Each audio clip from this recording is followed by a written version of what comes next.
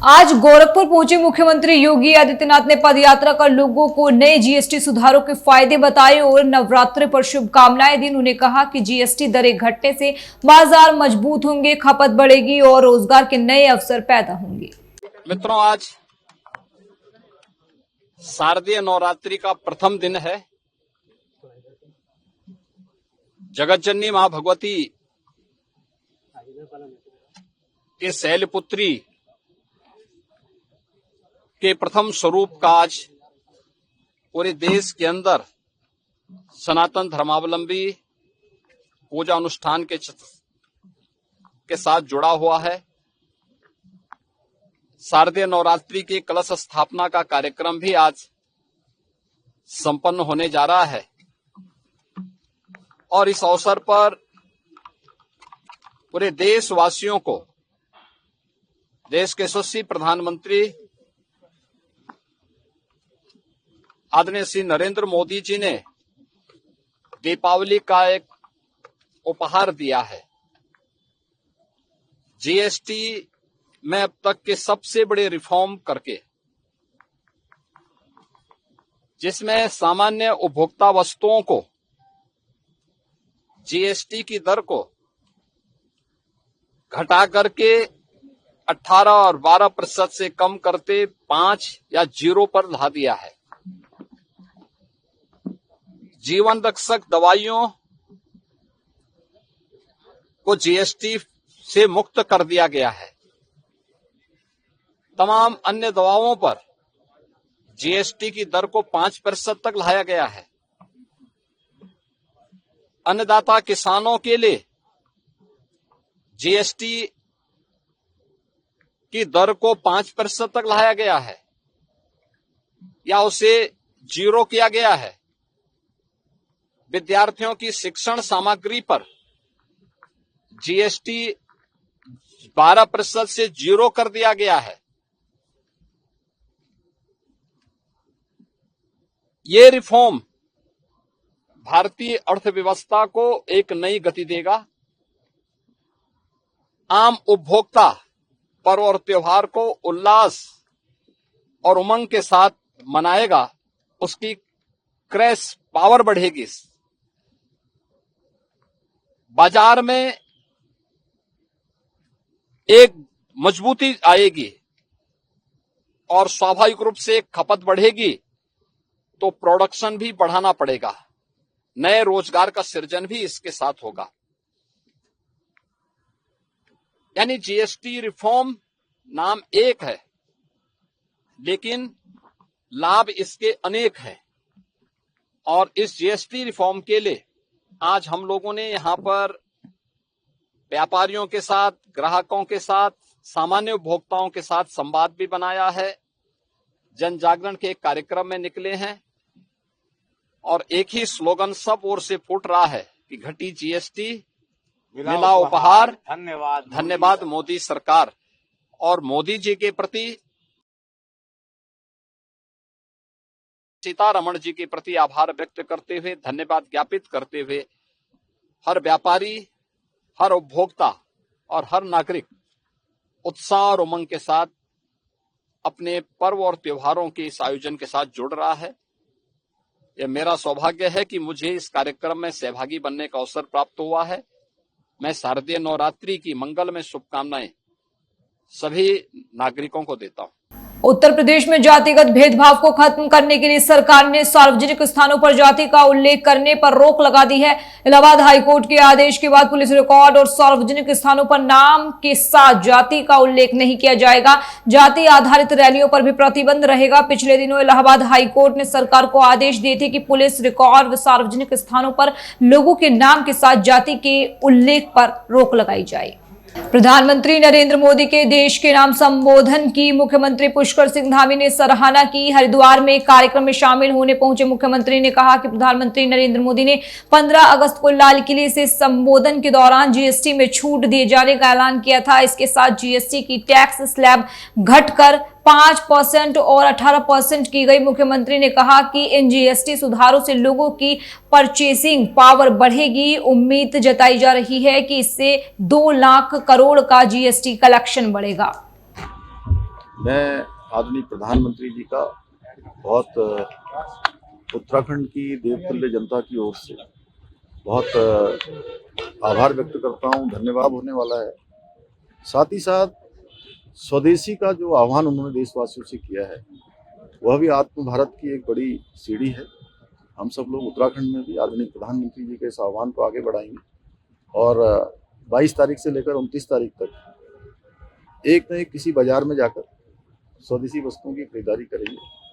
और हमारे जो व्यापारी वर्ग हैं उनकी भी लंबे समय से मांग थी, देशवासियों की भी मांग थी कि जीएसटी में ये रिबेट होना चाहिए, जीएसटी में एक रिवीजन होना चाहिए, जीएसटी में छूट होनी चाहिए।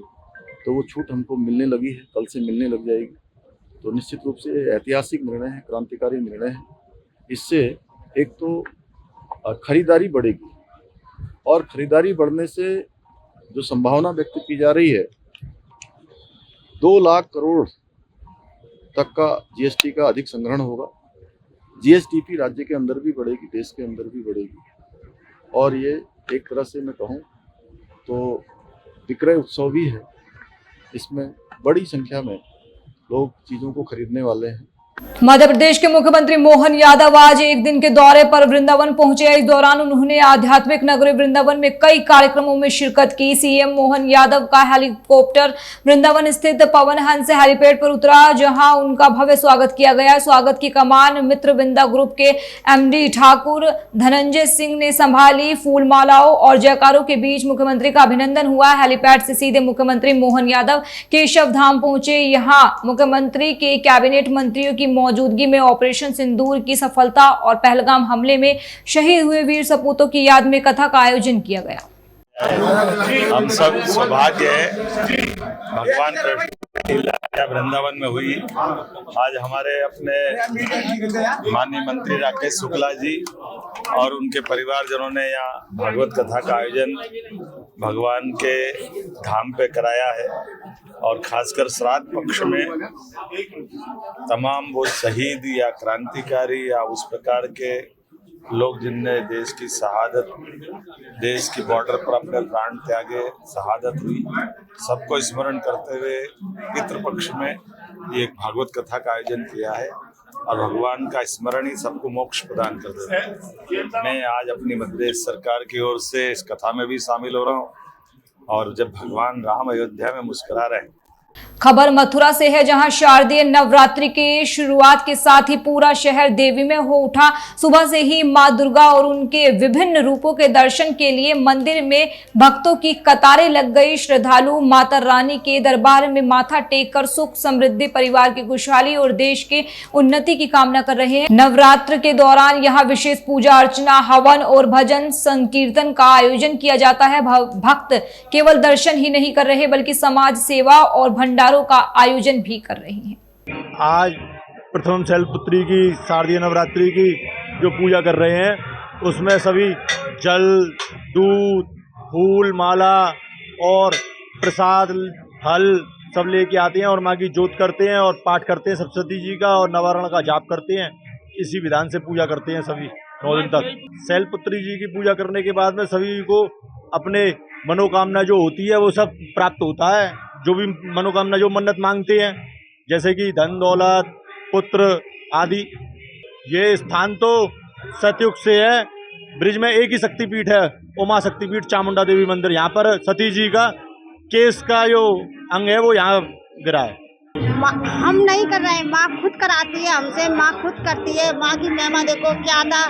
छोटा सा मंदिर था, आज माँ ने कितना बड़ा भवन बना लिया। अब पब्लिक को, जनता को अपनी तरफ, अपने भक्तों को अपनी तरफ खींचती है। उनकी मनोकामना सभी पूरी करती है। माँ सबको फल देती है, कुछ लेती नहीं है। माँ के भंडार है। किस तरीके से पूजा कर रही हैं आज हम तो कर रहे हैं, माँ को नहलाया धुलाया, माँ को मन की श्रद्धा भक्ति मांगी। माँ सबके मनोकामना पूरी करना, माँ सबका भला करना, सबकी रक्षा करना, सबके दुख दूर करने वाली माँ चामुंडा मैया है हमारी। खबर सुल्तानपुर से है, जहां आम आदमी पार्टी के वरिष्ठ नेता और राज्यसभा सांसद संजय सिंह आज अपने गृह जनपद सुल्तानपुर पहुंचे। इस दौरान उन्होंने प्रधानमंत्री नरेंद्र मोदी पर जमकर निशाना साधा। प्रधानमंत्री नरेंद्र मोदी द्वारा जीएसटी को लेकर दिए गए बयान पर संजय सिंह ने कहा कि जब 2017 में जीएसटी लागू किया गया तो तब आपने इसका बड़ा व्याख्यान किया। हम लोगों ने कहा तो हम लोगों की बात नहीं सुनी गई। जीएसटी के चलते आम आदमी की कमर टूट गई। अब सैकड़ों बार बदलाव किया गया और आज 8 साल बाद प्रधानमंत्री की नींद टूटी है और उन्हें ये बताना पड़ रहा है कि जीएसटी कम करके हम क्रांतिकारी परिवर्तन ला रहे हैं। वहीं गलवान घाटी में शहीद हुए जवानों के बाद अब चीन से व्यापार को लेकर संजय सिंह ने कड़ी प्रतिक्रिया दी। उन्होंने कहा कि चीन के साथ 39 लाख करोड़ का आयात किया जा रहा है। गलवान घाटी की घटना के बाद जब चीन ने हमारे 20 जवानों को शहीद किया, 20 जवान हमारे मारे गए गलवान घाटी में, उसके बाद भारत का चीन से व्यापार जो है 39 लाख करोड़ रुपए का है। मैंने फिगर संसद में पढ़ी थी। 39 करोड़ नहीं, 3900 करोड़ नहीं, 39,000 करोड़ भी नहीं, 39 लाख करोड़ रुपए। जीरो लगाते लगाते थक जाएंगे आप। इतना आयात चीन से कर रही है भारत की सरकार। तो ये स्वदेशी, इनके मुंह से स्वदेशी शब्द ही नहीं निकलना चाहिए। अगर कोई भाजपाई स्वदेशी शब्द बोले तो उसके मुंह में तो छाला पड़ जाना चाहिए। वो स्वदेशी की बात कैसे कर सकते हैं? प्रधानमंत्री का रहन सहन, उनका कपड़ा, पेन, मोबाइल, उनके तौर, उनके तरीके, उनका जीवन सारा तो विदेशी सामानों पर निर्भर है। तो ये लोग स्वदेशी की बात क्या करेंगे? आप अमेरिका के ऊपर निर्भर हैं, आप चीन के ऊपर निर्भर हैं, आप जापान के ऊपर निर्भर हैं, आप जर्मनी के ऊपर निर्भर हैं। अब क्योंकि आपको ट्रंप से रोज जूते पड़ रहे हैं तो आप स्वदेशी स्वदेशी चिल्ला रहे हो। आप हम लोगों को बेवकूफ समझते हो। क्या है स्वदेशी? क्या किया है स्वदेशी को बढ़ावा देने के लिए आपने? इस देश में 11% आयात शुल्क लगता था। सुनिए, आपने स्वदेशी की बात, बहुत अच्छा मुद्दा उठाया आपने। कपास के ऊपर 11% आयात शुल्क लगता था और उससे कपास के खेती करने वाले हिंदुस्तान के करोड़ों किसान संरक्षित थे, प्रोटेक्टेड थे, सुरक्षित थे। अभी क्या किया मोदी जी ने? अमेरिका ने 50% टैरिफ हमारे ऊपर लगाया और वो 11% का जो आयात शुल्क था उसको जीरो कर दिया मोदी जी ने। तो अब अमेरिका का कपास सस्ता पड़ेगा तो वो आके बेचेंगे हिंदुस्तान में या दूसरे जगहों पे। अब हमारा जो व्यापार है वो प्रभावित होगा। खबर बिजनौर से है, जहां रावली तटबंध पर गंगा नदी तेजी से कटान कर रही है। तटबंध को बचाना सिंचाई विभाग के अधिकारियों और कर्मचारियों की बड़ी परीक्षा मानी जा रही है। सिंचाई विभाग के अधिशासी अभियंता ब्रजेश कुमार मौर्य तेज रफ्तार पानी से जंग जीतने के लिए मोर्चा संभाले हुए हैं। रावली तटबंध को बचाने के लिए लेबर काम को करने में जुटे हुए हैं। गंगा नदी का जलस्तर भले ही पहले से कुछ कम हो रहा हो, लेकिन मुसीबतें कम होने का नाम नहीं ले रही है। एक तरफ जहां सिंचाई विभाग ने रावली बंदे के क्षतिग्रस्त हिस्से को मजबूत कर दिया था, तो वहीं अब गंगा ने एक बार फिर रावली की तरफ से करीब 200 मीटर के तटबंध के हिस्से में तेजी के साथ कटान करना शुरू कर दिया, जिससे एक बार फिर तटबंध पर खतरा मंडरा रहा है। सिंचाई विभाग के अधिशासी अभियंता ब्रजेश कुमार मौर्य का कहना है कि जो तटबंध पहले क्षतिग्रस्त हुआ था उसको बचा लिया गया। अब हम दिन रात तटबंध पर निगरानी कर रहे हैं। खबर हरिद्वार से है, जहां शारदीय नवरात्रों की शुरुआत के बाद धर्मनगरी हरिद्वार में भी माता के मंदिरों में नवरात्रों की धूम देखी जा रही है। यहां चंडी देवी मंदिर, मनसा देवी मंदिर और माया देवी मंदिर समेत तमाम माता के मंदिरों में श्रद्धालुओं का तांता लगा हुआ है। भक्त सुबह से मंदिरों में दर्शन के लिए पहुंच रहे हैं। हरिद्वार के जूना अखाड़ा में स्थित माया देवी मंदिर को हरिद्वार की अधिष्ठात्री देवी भी कहा जाता है। सुरक्षा और व्यवस्था के मद्देनजर पुलिस की ओर से मंदिरों में सुरक्षा के पर्याप्त इंतजाम किए गए। 9 दिनों तक चलने वाले नवरात्रों में इस तरह माता के मंदिर श्रद्धालुओं के जयकारों से गुलजार रहेंगे। नवरात्रि में माता रानी के दर्शनों के लिए आए हैं। आज माँ शैलपुत्री का दिन है। माँ के 9 रूपों में, अलग अलग रूपों में माँ की पूजा की जाती है, तो माँ के दर्शनों के लिए आए थे। और सिद्ध पीठ है और माँ मनसा देवी सबकी मुरादों को पूरी करती है। बिना मांगे माँ जोड़ियां भर देती है। मनसा देवी सबकी मनोकामनाएं पूरी करती हैं। पहली शैलपुत्री कहलावे। आज माता जी का प्रथम नवरात्रा है, जो मनसा देवी माता जी के दरबार में पहुंचे हैं और बहुत ही भारी मात्रा में यहाँ भीड़ एकत्रित है, जो माँ के दर्शनों के लिए उमड़ी हुई है। और आज हम दर्शन पा करके माँ शैलपुत्री के रूप में माँ जी के दर्शन किए और बहुत बहुत अच्छे दर्शन किए। और हम भाइयों को भी यही कहेंगे जो घर में बैठे हैं, माँ जी के दर्शन करने आए माँ मनसा देवी के दरबार में, बोले मनसा देवी मैया की जय। चिन्ह मंदिर है और यहाँ पर हर इंसान की मनोकामनाएं पूरी होती है। ये मनसा देवी मंदिर मन की जानने वाली माता रानी है। बोले मनसा देवी मैया की जय। तो व्रत रखना एक अपने आप में ये नहीं कि हमने आज भोजन नहीं करना, हमने आज व्रत रखा। व्रत का मतलब है एक उपवास करना। उपवास करना मतलब जो है एक माँ के आगे सच्चे मन से माँ के दरबार में बैठ करके कोई झूठ कपट नहीं बोलना, ये होता है व्रत का मतलब। ये नहीं कि हमने कुछ खाया नहीं खाया ना, इससे कुछ मतलब नहीं है, लेकिन एक माँ को सच्चे मन से मानना व्रत की महिमा है।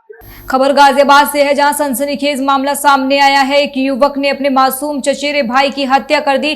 दरअसल आरोपी ने मृतक के पिता से 3 लाख रुपए उधार लिए थे। अब मृतक का पिता वो पैसे वापस मांग रहा था।